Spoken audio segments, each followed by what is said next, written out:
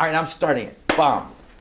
Willem Dafoe. I'm going to start by, before I even get into Daybreakers, by asking you this. What's up with the Willem? What's up with the Willem is What is real simple.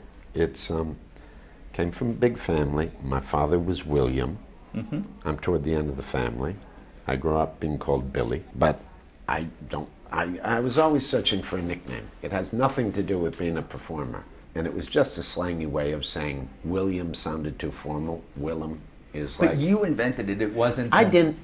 A friend of mine that had a tendency, he's a very vampy gay guy and was always prone to kind of pronouncements and theatricality. It was like young Willem. Oh. And Willem became Willem. I like that. I dropped the vowel and started to spell it. In fact, I'm going to the be Peter irony for the rest of this. I don't want that extra E in there.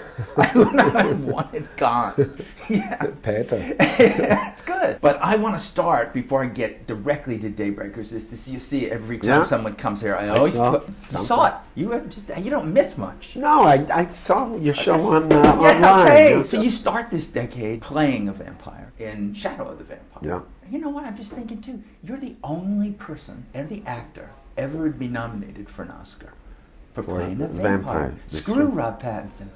All those Twilight people, forget it. It's over. You're the guy. This is different kinds. My question that I've completely gotten away from is about that. Yeah, it's about your choice to be frozen as a vampire and immortal. At what time would it be? You know what? I can honestly say, and may God not strike me dead.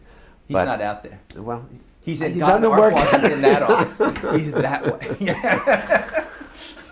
Can you imagine? It's hard enough to see routine in your life and be able to face it with a kind of, energy. I think, the fact that we're going to die gives us nice.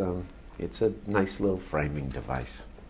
And the fact that we don't know when it's going to end makes life a good game. It's fascinating to me about an actor with this amazing career that you have, where there are these great directors that you work for. I mean, Jesus Christ is sitting here. Antichrist is sitting here. The Green Goblin is sitting here. Where do they go? They go where they live, right here. Well, that's it. That would make me nuts. You can do a movie like, a good example is Antichrist. That movie haunted me because the experience was so extreme and so engaging and interesting. But when you say it, I go like this because, But that stays with me. That stays with me, but only as a memory. Yeah. That character isn't around anymore, You've had a year. This is Fantastic Mr. Fox, Antichrist, genital mutilation, then you're a rat in this. Yeah. You get this question all the time. I'm almost embarrassed to ask it. Do it. But you don't play the boy next door a lot. I'm a little too old for the boy next door. Even when you How about the neighbor next didn't door? play it. No, it's true. You weren't Richie Cunningham on Happy No, Days. but because I don't look like that, I don't sound like that, that's for starters, and it's also what I'm not attracted to. Something's too square, I feel like I'm back in Wisconsin, It's an escape, it's exercising, it's an act of empathy with characters that aren't you. I'm that square boy from Wisconsin, somewhere deeply.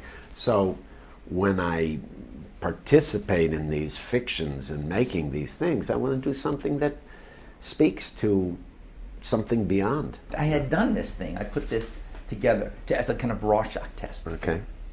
Just for you to very quickly, if I say that, just think what you think when I say the death scene in Platoon. Dance. It was a dance. It was very exciting because there were all these elements and nobody was near me. It's very Christ-like. It is like Last Temptation. Everybody was a million miles away. The cameras were in the ground, in remote or up in the air. I had a walkie-talkie. I squibbed myself. I knew a path of where there were explosions. I had all these extras behind me. At a certain point, I'm sitting there, and I activate it. Ready? We're going.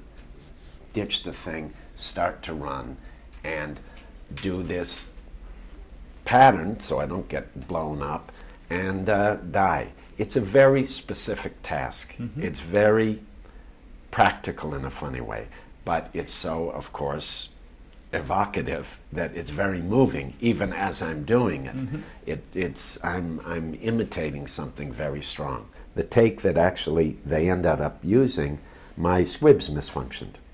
And if you look closely, I think you can see me throw the charge thing that I am doing. And I have to get rid of it to open my hands. I'm thinking these moments that I'm Rorschaching are like To Live and Die in L.A. You know, it's like...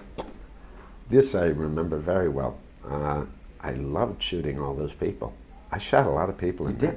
And I loved this character of the artist criminal. It's kind of maybe a little hokey, but I loved it. I got my variety today. There it is. Catherine Bigelow's Hurt Love. Yeah, yeah. You of her first began movie. with, Yeah, that's yeah. right, with The Loveless. Yeah. And you married a film director. Yeah. I like women. I like women. And I'll even work for I them. can see that. Now here, in our famous Scum Bucket, we allow every guest to toss one of their movies in here. Oh, God. I can't do it. You can do it. It's a betrayal. You can do it. No. I'm not. It's a betrayal. I can do just. I can't even think of that many, but I have one.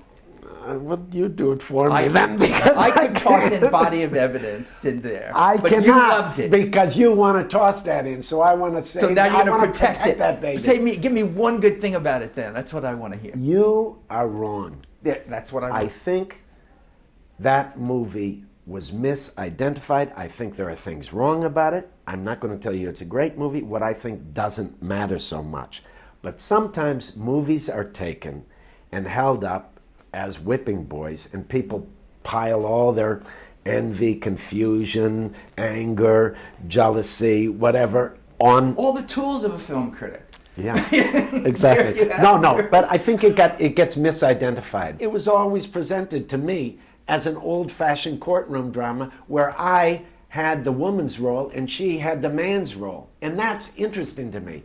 And the arch dialogue and the kind of stock stuff was an exercise, I thought.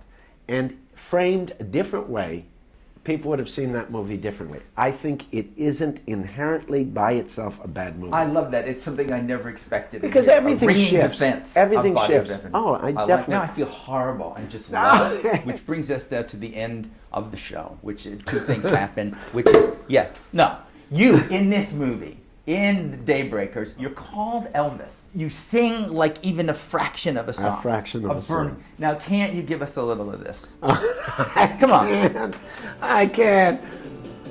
No, no, I can't. It's sacrilege. Hit this. No, Hit this. I cannot. I can't. Someone, you've got to be musical. No, I feel your pain. It'll be a song, but it'll be somebody will grab it and put it on YouTube. You mean because the whole world is YouTube? look at I've reduced you to. I'm stonewalling this. I've reduced you to hiding from me. I've never meant that. It's Rolling Stone. We always need that. For you to get the prize of one of these DVDs to take with you when you go. Oh, it requires you to do something. A tambourine. This I can do. You can do that. Okay, are we ready?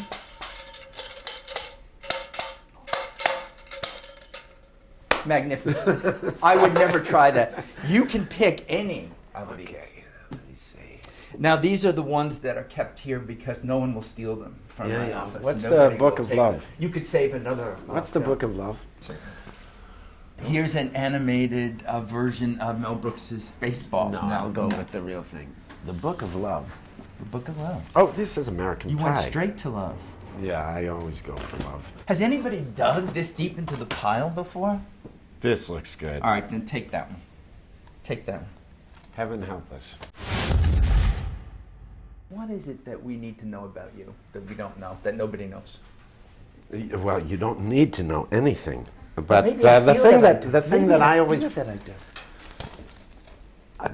the only thing that I always think is really weird when people think if you're a movie actor, you live in Los Angeles and you have a pool, where I don't live like that.